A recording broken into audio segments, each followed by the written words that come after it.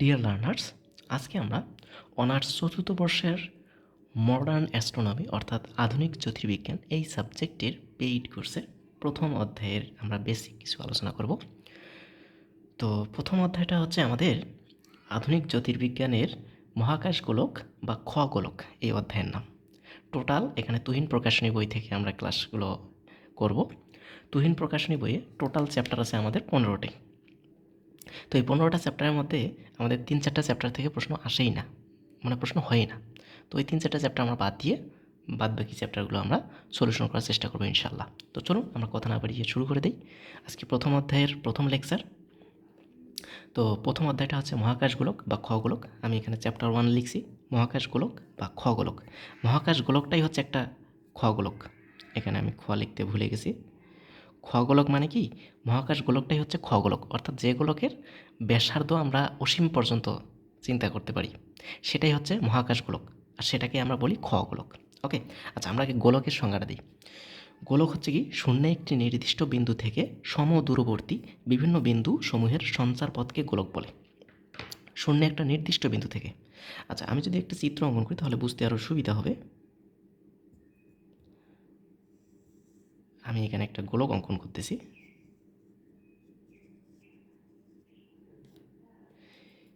এখানে আমি একটা গোলক অঙ্কন করলাম, যে গোলকটার আমি নাম দিব সমস্যা নেই।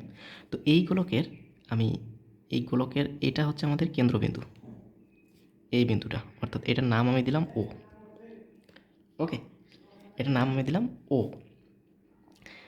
এখানে এই গোলকের কেন্দ্র দিয়ে যে রেখাটা অতিক্রম করে এক প্রান্ত থেকে অপর প্রান্ত পর্যন্ত যুক্ত করে, অর্থাৎ এটার নাম যদি আমি পি প্রাইম পি দেই তাহলে পি প্রাইম পিটা হবে এই গোলকের একটা কি?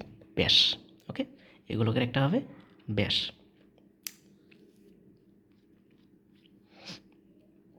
সেমভাবে আমরা যদি এখানে একটা তল অঙ্কন করি এই গোলকের মধ্যে,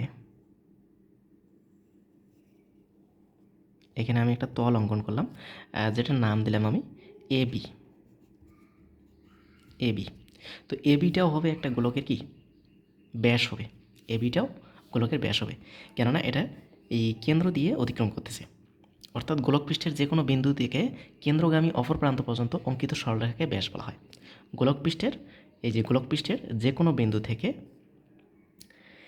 কেন্দ্রগামী, এই যে কেন্দ্র দিয়ে অতিক্রম করবে কেন্দ্রগামী অপর প্রান্ত পর্যন্ত, এই যে এক পৃষ্ঠ থেকে অপর পৃষ্ঠ পর্যন্ত অঙ্কিত যেটা কেন্দ্রগামী, সেই অঙ্কিত সরল রেখাটাই হচ্ছে আমাদের কি? ব্যাস। তার মানে এ বি এখানকার হচ্ছে ব্যাস। একইভাবে পি পি প্রাইম হচ্ছে একটা ব্যাস।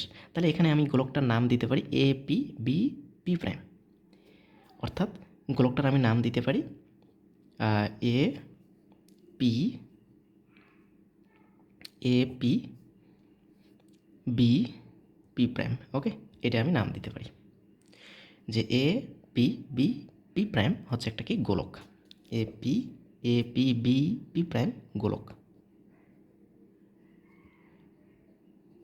এর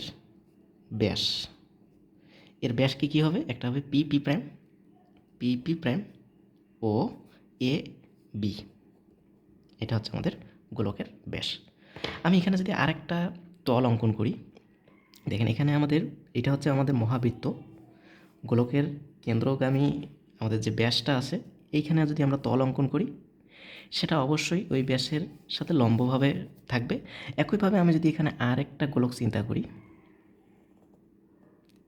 আরেকটা তল আমি যদি চিন্তা করি, এই তলটার নাম আমি দিলাম এ প্রাইম বি প্রাইম। ওকে, যেহেতু এ বি আমি এখানে একটা তল দিছিলাম, এখানে এ প্রাইম বি প্রাইম দিলাম।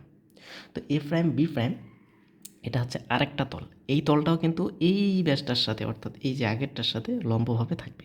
ওকে, আচ্ছা, আর এখানে আমরা বলতে পারি ব্যাসের অর্ধেক তো আমরা জানি কি? ব্যাসার্ধ। তাহলে ব্যাসার্ধ কী হবে? ব্যাসার্ধ আমাদের কী হবে এখানে? তাহলে হবে এবি যেহেতু একটা ব্যাস, তাহলে ওবি ও এ এটা একটা ব্যাসার্ধ হবে, ও এ ও বি। ওকে, ও এ ও বি। সেমভাবে পি পি প্রাইম যেহেতু একটা ব্যাস, তাহলে এই যে গোলকের কেন্দ্র থেকে অর্থাৎ ওপি আর ও প্রাইম ওটাও একটা ব্যাসার্ধ, ওপি ও প্রাইম এইগুলো হচ্ছে আমাদের কি? ব্যাসার্ধ। ওকে, আশা করি আমরা এতটুকু বুঝতে পারছি। এখন খগোলক আমরা দেখব। খগোলকটা কি? মহাকাশ বা খগোলক হলো, খগোলককে আমরা অপর নামে ডাকতে পারি মহাকাশ নামে। তো মহাকাশ বা খগোলক হলো অসীম ব্যাসার্ধের এক অতিকায় গোলক। অর্থাৎ এই যে এখানে আমরা ব্যাসার্ধটা দেখতে পাচ্ছি, যদি এই ব্যাসার্ধটা আমাদের এখানে যদিও পিকচারটা ছোট হয়ে গেছে, আমরা যদি পৃথিবীর কথা চিন্তা করি, এই পৃথিবী থেকে যদি আমরা মহাকাশের, অর্থাৎ মহাকাশ অসীম ব্যাসার্ধের একটি গোলক, যেহেতু মহাকাশ অসীম ব্যাসার্ধের গোলক একটি মহাকাশ, আমরা পৃথিবী থেকে যদি চিন্তা করি তাহলে মহাকাশ অসীম ব্যাসার্ধের একটা গোলক।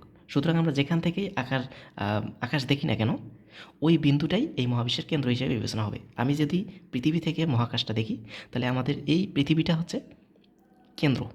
এখান থেকে এই মহাকাশ যেহেতু অসীম দূরত্বে অবস্থিত, অর্থাৎ অসীম দূরত্বে মানে ওর ব্যাসার্ধ তাহলে অসীম হবে, তাহলে অসীম ব্যাসার্ধে অবস্থিত, তাহলে অসীম ব্যাসার্ধে তাহলে ওটা কি একটা গোলক না? তাহলে অসীম ব্যাসার্ধের গোলক হলে কী হবে? সেটাই হবে আমাদের খগোলক বা মহাকাশ গোলক। ওকে, আশা করি বুঝতে পারছি। এখন আমরা গোলকের যে ধর্মাবলী আছে, প্রায় 8-10টা ধর্ম আছে, সেই ধর্মগুলো আমরা একটু আলোচনা করব। গোলকের যে ধর্ম আছে সেই ধর্মগুলো আমাদের আলোচনা করতে হবে, কেননা এইগুলো বিষয়ে একটু আমাদের পরবর্তীতে থিওরিটিক্যালি প্রশ্ন আমাদের কাজে লাগবে। যদিও আমাদের এখানে বেসিকে তেমন কিছু আমাদের কাজে লাগবে না অতটা, তারপরে আমাদের একটু কাজে লাগবে। আর আমরা এই অধ্যায়ে বা এই বইয়ের বেসিক আমরা অতটা আলোচনা করব না, আমরা ডিরেক্টলি প্রশ্নগুলো আমরা সলভ করব। আর বেসিক আপনাদের ব্রিফ প্রশ্নগুলো পড়লে কিন্তু আমাদের বেসিক ক্লিয়ার হয়ে যাবে। ব্রিফ প্রশ্নগুলো অর্থাৎ বিগত আপনারা 5-7 বছরের ব্রিফ প্রশ্নগুলো আমরা যদি নোট করে পড়তে পারেন তাহলে অবশ্যই বেসিকটাও আমাদের ওখান থেকে ক্লিয়ার হয়ে যাবে। কেননা এখানে যা ওই ব্রিফ প্রশ্নগুলো মুখস্থ টাইপের, ওগুলো মুখস্থ করলে আমাদের বেসিকগুলো হয়ে যাচ্ছে। এই জন্য আমরা বেসিক অতটা আলোচনা করব না। তো প্রথম অধ্যায়ে একটু আমাদের আলোচনা করতে হবে, তারই প্রেক্ষিতে আমরা আলোচনা করতেছি। তো গোলকের ধর্মাবলী আমরা একটু আলোচনা করি, যে গোলকের যে কোনো ব্যাসকে লম্বভাবে কোনো সমতল ছেদ করলে বৃত্ত উৎপন্ন হয়। দেখেন আমি এখানে বলছিলাম গোলকের যে কোনো ব্যাসকে লম্বভাবে ছেদ করলে, গোলকের এই যে একটা পি প্রাইম ব্যাসকে এইখানে আমাদের লম্বভাবে ছেদ করছে, এ বি তলটা লম্বভাবে ছেদ করছে। যদি লম্বভাবে ছেদ করে তাহলে সেখানে একটা বৃত্ত তৈরি হবে, অর্থাৎ এইটা আমাদের একটা বৃত্ত হবে। এই যে এইটা, এই তলটা আমাদের একটা বৃত্ত হবে যদি সেটা ওই ব্যাসটাকে, গোলকের ব্যাসটাকে লম্বভাবে ছেদ করে। তো আমাদের এখানে লম্বভাবে ছেদ করাইছি, যার জন্য এই বৃত্ত, এই যে তলটা, এটা একটা বৃত্ত। তো 1 নম্বর শর্ত হচ্ছে গোলকের যে কোনো ব্যাসকে লম্বভাবে কোনো সমতল ছেদ করলে, কোনো সমতল, এই সমতলটা লম্বভাবে ছেদ করলে ওই ব্যাসটাকে যদি লম্বভাবে ছেদ করে তাহলে সেখানে একটা কি বৃত্ত উৎপন্ন হয়। 2 নম্বর ধর্ম হচ্ছে যে বৃত্তের তল গোলকের কেন্দ্র দিয়ে যায়, যে বৃত্তের তলটা গোলকের কেন্দ্র দিয়ে যায় তাকে মহাবৃত্ত। এই যে এই বৃত্তটা আছে না, এই যে এই বৃত্তটা গোলকের কি কেন্দ্র দিয়ে গেছে না, তাহলে এই বৃত্তটা হচ্ছে মহাবৃত্ত, মানে সবচেয়ে বড় বৃত্ত, অর্থাৎ গ্রেট সার্কেল বলা হয়। আর যে বৃত্তের তল গোলকের কেন্দ্র দিয়ে যায় না, দেখেন এখানে আরেকটা বৃত্ত আমরা আঁকছিলাম, এই যে এইটা অর্থাৎ তলটা আঁকছিলাম, এটাও তো একটা বৃত্ত হবে। কেন? এই যে ব্যাসের সাথে লম্বভাবে ছেদ করছে, লম্বভাবে আছে ছেদ অবস্থায়, তাহলে এই যে অপর আরেকটা তল যেটাকে আমরা এখন বৃত্ত বলতেছি, কেননা ব্যাসের সাথে লম্বভাবে ছেদ করলে আমরা ওই তলটাকে বৃত্ত বলতে পারি। তো এই বৃত্তটা গোলকের কেন্দ্র দিয়ে যায়নি, তো যেহেতু গোলকের কেন্দ্র দিয়ে যায়নি তাহলে এটা হচ্ছে আমাদের ক্ষুদ্রবৃত্ত, অর্থাৎ স্মল সার্কেল। ওকে, স্মল সার্কেল বলা হয়। তো আশা করি আমাদের এতটুকু ক্লিয়ার হয়েছে। তো এরপর আমরা দেখতে পাচ্ছি 4 নম্বর শর্ত হচ্ছে, বা 4 নম্বর আমাদের ধর্ম হচ্ছে গোলকের, যে গোলকের যে ব্যাসটি বৃত্তের তলের ওপর লম্বভাবে অবস্থিত, গোলকের যে ব্যাসটি বৃত্তের তলের ওপর লম্বভাবে অবস্থিত তাকে ওই বৃত্তের অক্ষ অর্থাৎ এক্সিস বলে। আর অক্ষরেখাটি গোলককে যে দুটি বিন্দুতে ছেদ করে তাকে ওই বৃত্তের ধ্রুববিন্দু বা মেরুবিন্দু বলে। আমি যদি এখানে দেখি, এখানে আমি একটা গোলক নিয়ে নিছি, অর্থাৎ A P B P prime, এটা হচ্ছে একটা গোলক। এই গোলকের P P prime, P P prime হচ্ছে একটা কি ব্যাস। এই ব্যাসটা, এখানে আমি একটা তল অঙ্কন করছিলাম এ বি তল, এই এ বি তল ব্যাসটার সাথে লম্বভাবে আছে, তাহলে অবশ্যই এ বিটা হচ্ছে একটা বৃত্ত। এই এ বি তলটার দুইটা বিন্দুতে ছেদ করছে, ব্যাসটাকে দুইটা বিন্দুতে ছেদ করছে। এই দুইটা বিন্দুতে যে ছেদ করছে এইটাকে আমরা বলতেছি কি, গোলকের যে ব্যাসটি বৃত্তের তলের ওপর লম্বভাবে অবস্থিত, গোলকের এই যে এই ব্যাসটা বৃত্তের তলের ওপর লম্বভাবে অবস্থিত, তাকে ওই বৃত্তের অক্ষ বলা হয়। তার মানে এই যে এটার যদি আমি নাম দিই, এটার নাম সাপোজ দিলাম এ প্রাইম বি প্রাইম। এই যে এ প্রাইম বি প্রাইম, এইটা যেহেতু আমাদের এই তলটার ওপর লম্বভাবে অবস্থিত, তো এইটাকে আমরা বলতেছি অক্ষ, অর্থাৎ এ প্রাইম বি প্রাইমটা হচ্ছে আমাদের এক্সিস বা অক্ষ। এই অক্ষরেখাটি গোলককে যে দুটি বিন্দুতে ছেদ করে, এই অক্ষরেখাটি গোলককে যে দুইটা বিন্দুতে ছেদ করবে। ওকে, তো আমাদের এখানে একটু ক্লিয়ার করে নিই আবার, যে গোলকের যে ব্যাসটি বৃত্তের তলের ওপর লম্বভাবে, গোলকের এই যে এ পি পি প্রাইম ব্যাসটা বৃত্তের তলের ওপর, গোলকের তলে ব্যাসটি অর্থাৎ গোলকের যে ব্যাসটি অর্থাৎ পি পি প্রাইম ব্যাসটি বৃত্তের তলের ওপর লম্বভাবে অবস্থিত, অর্থাৎ এটা হচ্ছে একটা বৃত্তের তল। এই বৃত্তের তলের ওপর আমরা লম্বভাবে অবস্থিত করব। তো এখানে আমরা আর একটা তল কল্পনা করলাম, এটাও আমাদের একটা বৃত্ত হয়ে যাবে। তাহলে এই সেটা কী হবে, বৃত্তের তলের ওপর লম্বভাবে অবস্থিত, তাকে ওই বৃত্তের অক্ষ বলা হয়, তাকে ওই বৃত্তের অক্ষ বলা হবে, অর্থাৎ এইটাকে আমরা অক্ষ বলতেছি। আর এই অক্ষরেখাটি গোলককে যে দুটো বিন্দুতে ছেদ করতেছে, তার মানে এবি এবি আমাদের যে বৃত্তটা ছিল সেটা পি পি প্রাইম বিন্দুতে ছেদ করতেছে, গোলকের পি পি প্রাইম বিন্দুতে ছেদ করতেছে। তো এই P prime, P R P prime, এখানকার পি পি প্রাইমটা হচ্ছে আমাদের কি মেরুবিন্দু, অর্থাৎ পোল। পি পি প্রাইমটা হচ্ছে আমাদের এখানকার পোল, মেরুবিন্দু। ওকে, যেটাকে আমরা ধ্রুববিন্দু বলতেছি। অর্থাৎ অক্ষরেখাটি গোলককে যে দুটি বিন্দুতে ছেদ করে, এই যে অক্ষরেখা এইটা আমাদের ছিল, এই অক্ষরেখাটা গোলকটাকে অর্থাৎ গোলকের নাম ছিল আমাদের A P B P prime, এই গোলকটিকে এই অক্ষরেখাটি পি পি প্রাইম বিন্দুতে ছেদ করছে, যার কারণে ওই বৃত্তের এই দুইটা হচ্ছে আমাদের ধ্রুববিন্দু। ওকে, এই দুইটা হচ্ছে আমাদের তাহলে কি ধ্রুববিন্দু। আশা করি বুঝতে পারছি। ওকে, আমরা নেক্সট দেখি, কোনো মহাবৃত্তের মেরুবিন্দু দিয়ে অঙ্কিত মহাবৃত্তগুলিকে প্রদত্ত মহাবৃত্তের গৌণবৃত্ত বলে। কোনো মহাবৃত্তের মেরুবিন্দু দিয়ে অঙ্কিত মহাবৃত্তগুলিকে প্রদত্ত মহাবৃত্তের গৌণবিন্দু বলে। প্রথম মহাবৃত্তকে মুখ্যবৃত্ত বলা হয়। ওকে, এটা আমরা একটু দেখি। এখানে যদি আমরা একটু আলোচনা করি, এবি হচ্ছে এখানকার একটা মহাবৃত্ত, এবিটা হচ্ছে এখানকার মহাবৃত্ত। কেন? এটা আমাদের কেন্দ্র দিয়ে অতিক্রম করছে, এবিটা হচ্ছে মহাবৃত্ত। ওকে, এবিটা হচ্ছে মহাবৃত্ত। আর এ প্রাইম বি প্রাইম, এখানে যদি আমি আরেকটা বৃত্ত অঙ্কন করতাম, এই যে এইখানে ছোট, এটার নাম যদি আমি, আচ্ছা এ প্রাইম, এটার নাম আমি দিলাম পি কিউ, সরি পি তো আছে, এটার নাম আমি দিলাম সিডি।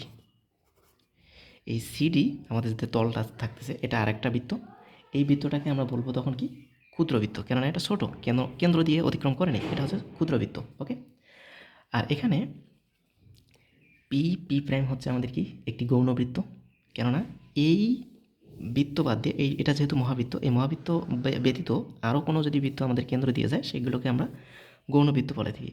ওকে, এই গৌণবৃত্তটা পি পি প্রাইম যথাক্রমে আমাদের এই যে এবি যে মহাবৃত্ত ছিল, এই মহাবৃত্তের কী হবে, এই দুইটা কি ধ্রুববিন্দু বা মেরুবিন্দু, আমরা একটু আগে দেখলাম মেরুবিন্দু।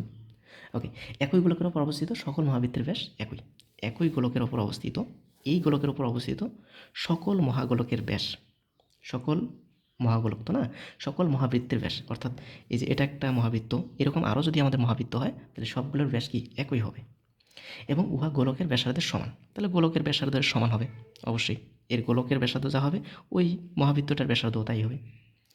ওকে, একটি মহাবৃত্তের অসংখ্য গৌণবৃত্ত থাকে যারা মুখ্য বৃত্তকে লম্বভাবে ছেদ করে। একটি মহাবৃত্তের অসংখ্য গৌণবৃত্ত, এই যে এখানে যেমন এটা একটা গৌণবৃত্ত, এই যে এটা ছিল আমাদের এবিটা হচ্ছে মহাবৃত্ত, আর পি পি প্রাইমটা হচ্ছে আমাদের একটা গৌণবৃত্ত। এই গৌণবৃত্ত ছাড়াও আমরা একাধিক গৌণবৃত্ত অঙ্কন করতে পারি, সেই সবগুলো গৌণবৃত্ত প্রথম বা এই মহাবৃত্তের সাপেক্ষে কী হবে, লম্বভাবে ছেদ করবে। ওকে, আশা করি বুঝতে পারছি। মহাবৃত্তের কোনো চাপের পরিমাণ ওই গোলকের কেন্দ্রস্থিত কোণের পরিমাণের সমান। মহাবৃত্তের কোনো চাপের পরিমাণ ওই গোলকের কেন্দ্রস্থিত কোণের পরিমাপের সমান। মহাবৃত্তের সম্পূর্ণ পরিধি হচ্ছে 2π বা 360 ডিগ্রি, অবশ্যই এগুলো কাজ লাগবে। মহাবৃত্তের কোনো চাপের পরিমাণ ওই গোলকের কেন্দ্রস্থিত কোণের পরিমাপের সমান। আচ্ছা, আমরা এটা একটু বোঝার চেষ্টা করি।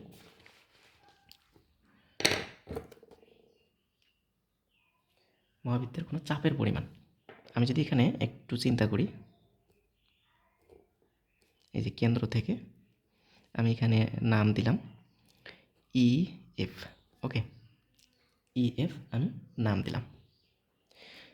ওকে, এই যে কেন্দ্র থেকে এখানে যে আমাদের একটা কোণ উৎপন্ন করছে, আর এইটা হচ্ছে আমাদের একটা কি,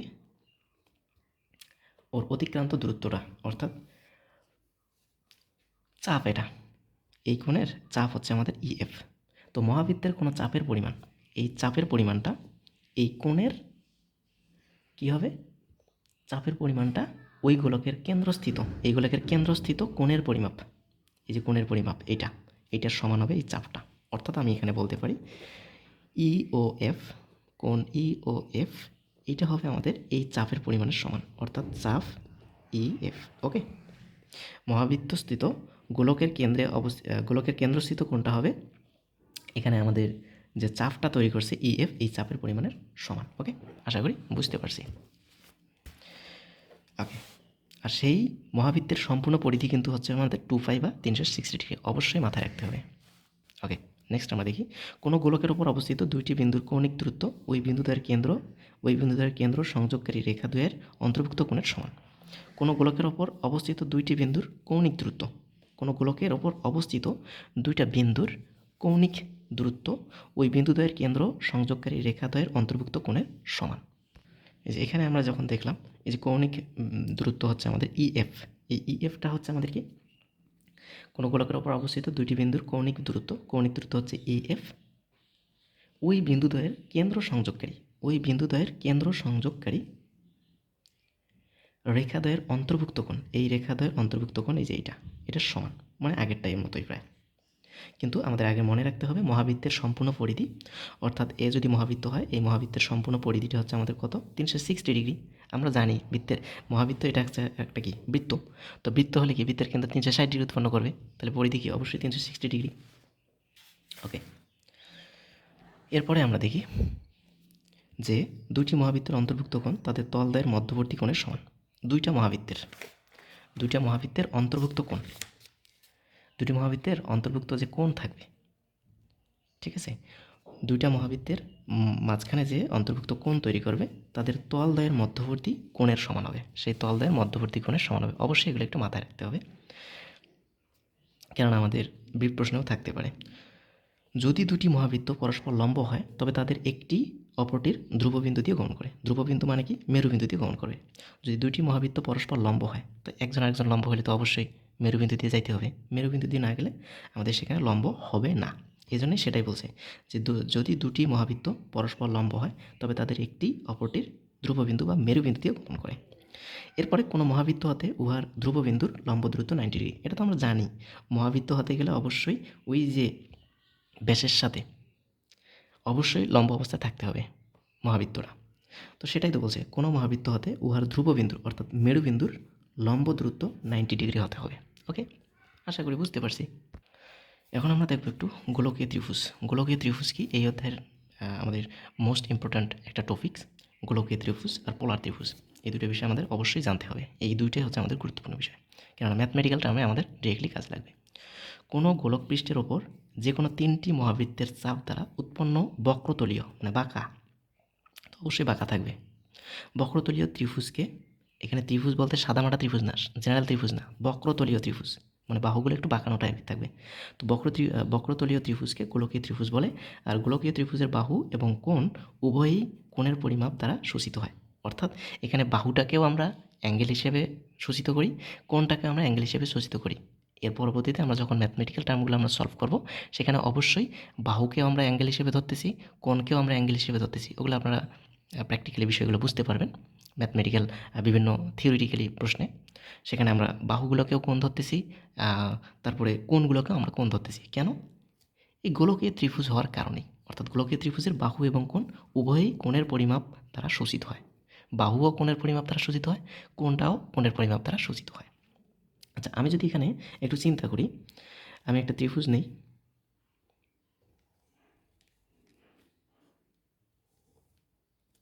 বক্রতলীয় ত্রিভুজ যেহেতু একটু বাঁকানো টাইপের নিলাম, এই যে বাঁকানো টাইপের ত্রিভুজ, এটার নাম দিলাম ABC। ওকে, AB বাহু এটার নাম দিলাম আমি B, AC এটার নাম দিলাম A, আর BC এটার নাম আমি C দিব। ওকে, আর এর মধ্যবিন্দু আমরা যদি সূচিত করি, এটার মধ্যবিন্দু আমি ডি দিলাম। এই পোল বিন্দু থেকে আমরা যদি সংযুক্ত করি, এটাও কিন্তু বক্রতলীয়, এর দূরত্বটা আমি ল্যামডা ধরে নিলাম। ওকে, এ আর ডি সংযুক্ত করলাম, ডি হচ্ছে আমাদের মধ্যবিন্দু।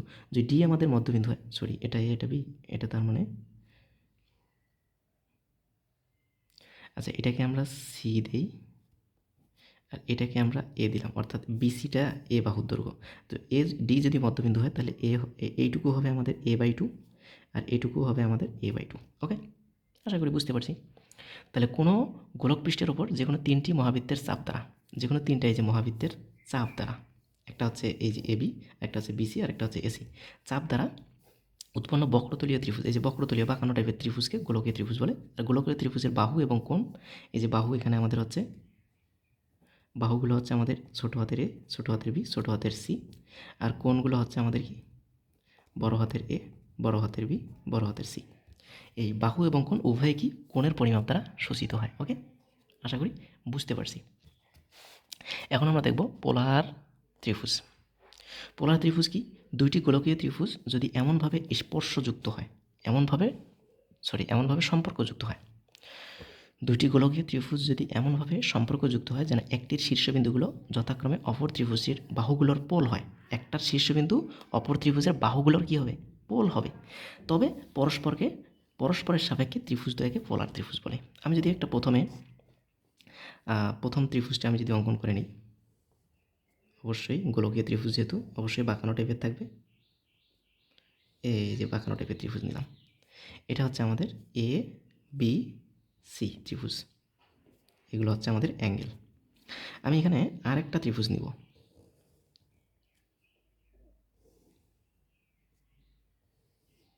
ওকে, এই যে আমি আরেকটা ত্রিভুজ নিলাম, এই ত্রিভুজের নাম দিলাম A prime, B prime, C prime. Okay, তো দুইটা ত্রিভুজ নিলাম। দুইটি গোলকীয় ত্রিভুজ যদি এমনভাবে সম্পর্কযুক্ত হয়, কীরকম সম্পর্কযুক্ত হবে? যেন একটার শীর্ষবিন্দুগুলো যথাক্রমে অপর ত্রিভুজটির বাহুগুলোর পোল হয়। আচ্ছা আমি বাহুগুলো আগে দিয়ে নিই। আমি যদি বাহুগুলো দিয়ে নিই, এইটাকে আমি দিলাম, এই বাহুটাকে আমি দিলাম সি বাহু, এইটা বাহুকে দিলাম আমি বি বাহু, আর এই বাহুটাকে দিলাম আমি এ বাহু। ওকে, সেমভাবে এ প্রাইম বি প্রাইম থেকে এই বাহুটার নাম দিলাম আমি সি প্রাইম বাহু, এই বাহুটার নাম দিলাম আমি বি প্রাইম বাহু, আর বি প্রাইম সি প্রাইম এই বাহুটার নাম দিলাম আমি এ প্রাইম বাহু। ওকে, এতটুকু যদি হয়ে থাকে, এখন এবিসি হচ্ছে গোলকীয় ত্রিভুজ, এবিসি এটা হচ্ছে আমাদের গোলকীয় ত্রিভুজ, ঠিক আছে? আমি আরেকটু উপরে নিই। হ্যাঁ, এবিসি এটা হচ্ছে আমাদের গোলকীয় ত্রিভুজ। এই গোলকীয় ত্রিভুজ এবং A prime B prime C prime যথাক্রমে A prime B prime C prime, A প্রাইমটি হচ্ছে আমাদের, এ প্রাইমটি হচ্ছে এ বাহুর মেরুবিন্দু, এ প্রাইমটি হচ্ছে এ বাহুর মেরুবিন্দু। এখানে আমাদের বলেই দিছে যে সম্পর্কটা এমন হবে যেন একটার শীর্ষবিন্দুগুলো, এই যে এইটার শীর্ষবিন্দুগুলো, একটির শীর্ষবিন্দুগুলো যথাক্রমে অপর ত্রিভুজটির বাহুগুলোর পোল হয়। তার মানে এর শীর্ষবিন্দু অপর ত্রিভুজের বাহু কি? এই যে এইটা, এর কি পোল হবে? তার মানে এ প্রাইমটি হবে এ এর পোল, বি প্রাইমটি হবে বি এর পোল, আর সি প্রাইমটি হবে আমাদের এই যে সি এর পোল। তাহলে যদি এরকম হয়ে থাকে তবে পরস্পরের সাপেক্ষে ত্রিভুজদ্বয়কে পোলার ত্রিভুজ বলে। তাহলে আমি এখানে বলতে পারি এ প্রাইম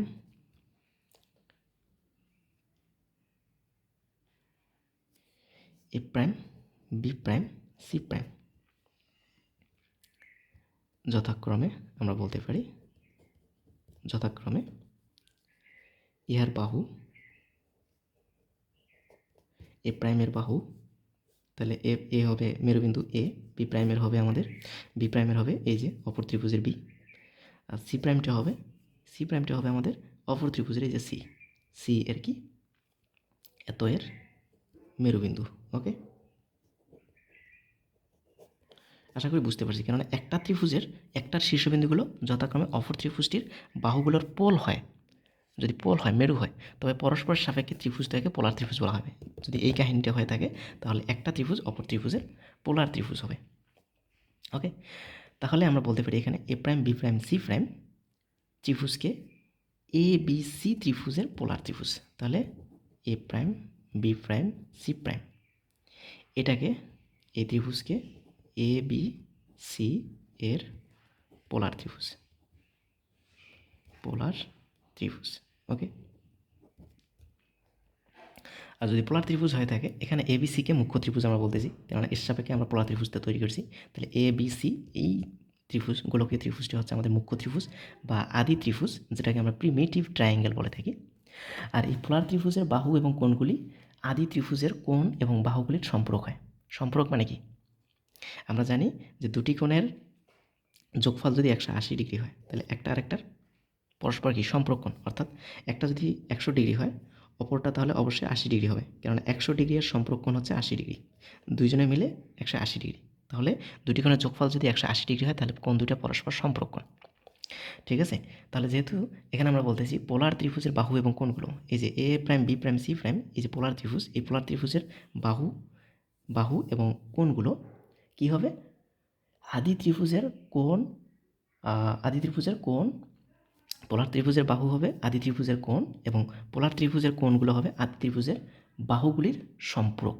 অর্থাৎ আমরা এখানে বলতে পারি A prime B prime C prime, A prime B prime C prime, যদি A prime B prime C prime কি এটা পোলার ত্রিভুজের না, তার মানে এ প্রাইম বড় হাতের A prime B prime C prime polar ত্রিভুজের বাহু হয়,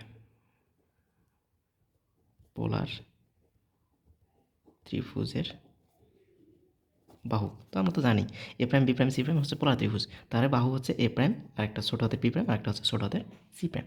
তাহলে আমরা এখান থেকে বলতে পারবো এ প্রাইমটি হবে, কেননা আমাদের বলেই দেওয়া আছে যে পোলার ত্রিভুজের বাহু ও কোণগুলি, পোলার ত্রিভুজের বাহুগুলি হবে ওই যে আদি ত্রিভুজের কোণগুলির সম্পর্ক, আর পোলার ত্রিভুজের কোণগুলি হবে আদি ত্রিভুজের বাহুগুলির সম্পর্ক। ওকে, তাহলে এ প্রাইম তার মানে পোলার ত্রিভুজের আমি বাহু নিলাম, তো এই বাহুটা হবে আদি ত্রিভুজের কোণের সম্পর্ক। তো কোণের সম্পর্ক হলে কী হবে? পাই মাইনাস কী হবে? এ, আদি ত্রিভুজের কোণের সম্পর্ক। সেমভাবে বি প্রাইম আমরা বলতে পারি পোলার ত্রিভুজের বাহু, তাহলে হবে আদি ত্রিভুজের কোণের সম্পর্ক, তার মানে পাই মাইনাস বি। সেমভাবে সি প্রাইম ইকুয়াল হবে পাই মাইনাস কোণ সি। ওকে, এইভাবে হয়ে থাকবে। সেমভাবে আমরা যদি কোণের সাথে বলি, পোলার ত্রিভুজের কোণটা হবে আদি ত্রিভুজের বাহুর সম্পর্ক, আদি ত্রিভুজের বাহুর সম্পর্ক, তার মানে পাই মাইনাস এ ছোটো হাতের। পোলার ত্রিভুজের আরেকটা কোণ বি প্রাইম, সেটা হবে আদি ত্রিভুজের বাহুর সমান। পোলার ত্রিভুজের আরেকটা কোণ সি প্রাইম, সেটা হবে আদি ত্রিভুজের বাহুর সম্পর্ক। ওকে, এই হচ্ছে আমাদের কাজ। এজন্যই আমরা পোলার মানে গোলকীয় ত্রিভুজের ক্ষেত্রে আমরা বাহু এবং কোণ দুটাকে আমরা কোণ হিসেবে সূচিত করে থাকি, যেগুলো আমরা উপপাদ্যে প্রমাণ করব। তো এই যে এখানে আমরা যে বিষয়টা আমরা দেখলাম যে পোলার ত্রিভুজের বাহু এবং কোণগুলি যথাক্রমে আদি ত্রিভুজের কোণ এবং বাহুগুলির সম্পর্ক হয়, এটা আমাদের একটা উপপাদ্য আছে। এই উপপাদ্যে আমাদের সুন্দরভাবে এই বিষয়টা কাজে লাগবে। তো আজকে এই পর্যন্তই। সবাই ভালো থাকি, সুস্থ থাকি। আল্লাহ হাফিজ।